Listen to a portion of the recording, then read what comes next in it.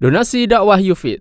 Yuk berikan amal jariah terbaik Anda untuk dakwah dan pendidikan Islam.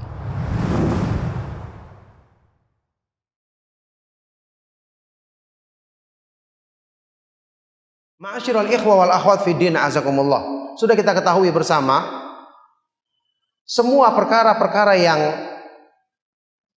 merupakan hukum Allah Subhanahu wa taala yang diturunkan kepada manusia, itu selalu syaitan menggoda manusia supaya dipalingkan darinya sesuai dengan kecenderungan nafsu masing-masing manusia. Imam Ibnu Qayyim rahimahullah ta'ala dalam kitab Ighathatul Lahfan menukil ucapan salah seorang ulama salaf yang mengatakan, ma amarallahu ta'ala bi amrin illa walisyaitani fihi nazghatan.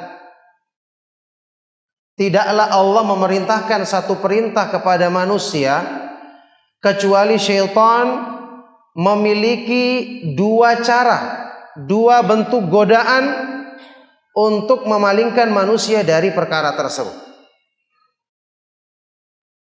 Ada dua. Dan ini sangat sesuai dengan karakter masing-masing manusia. Karena kesimpulannya hanya kembali kepada dua ini. Karakter, keadaan, keinginan masing-masing manusia. Imma ila tafritin wa taqsir, wa imma ila guluwin wa mujawazah, wa la yubali bi ayyihima dhafir. Pertama, digoda untuk bersikap kurang dan meremehkannya, anti terhadapnya. Godaan yang kedua, dia menggoda manusia untuk bersikap berlebih-lebihan dan melampaui batas dalam menyikapinya. Dan syaitan tidak peduli dari mana saja di antara dua goda ini yang berhasil diterapkannya pada manusia. Dua bentuk godaan sesuai dengan karakter manusia. Karena manusia itu imma ahlul iqdam atau ahlul ihjam. Orang yang terlalu semangat berbuat, selalu maju. Orang yang aktif, ingin melakukan. Akhirnya digoda dia supaya berlebih-lebihan, melampaui batas. Ini pun menyimpang dari petunjuk Allah Subhanahu wa taala.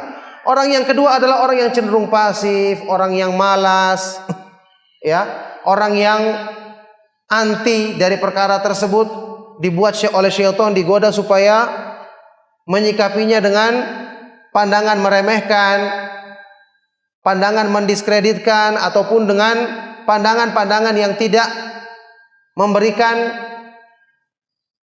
porsi yang benar pada masalah tersebut. Ini menimpa orang-orang yang cenderung pasif dalam berbuat.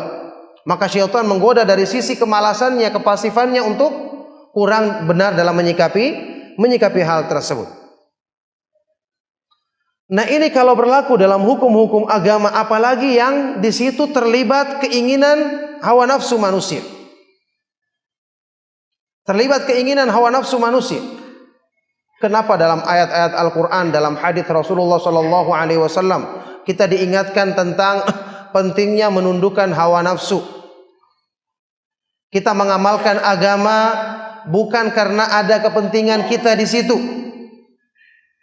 Di dalam Al-Quran saja ketika Allah Subhanahu wa taala mencontohkan sifatnya orang-orang yang bertakwa,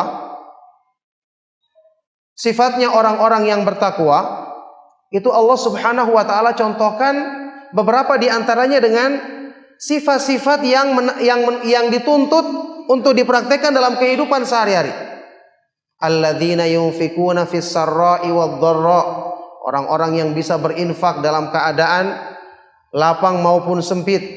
Orang kalau punya kelapangan, ketika dia berinfak dengan sedikit hartanya wajar karena dia lapangnya banyak, kelebihannya banyak. Wal kadhiminal ghaidh, orang-orang yang bisa menahan kemarahannya. Apa istimewanya orang yang menahan marah? Wal afina 'anin nas, mudah memaafkan manusia dalam urusan-urusan dunia, urusan masalah-masalah pribadi. Kenapa dicontohkan dengan tiga perkara ini? Padahal banyak contoh yang lain, masalah sholat malamnya mereka, doanya mereka, bacaan Al-Qur'annya mereka. Diterangkan oleh para ulama karena dalam 3 perkara ini terdapat unsur menundukkan hawa nafsu.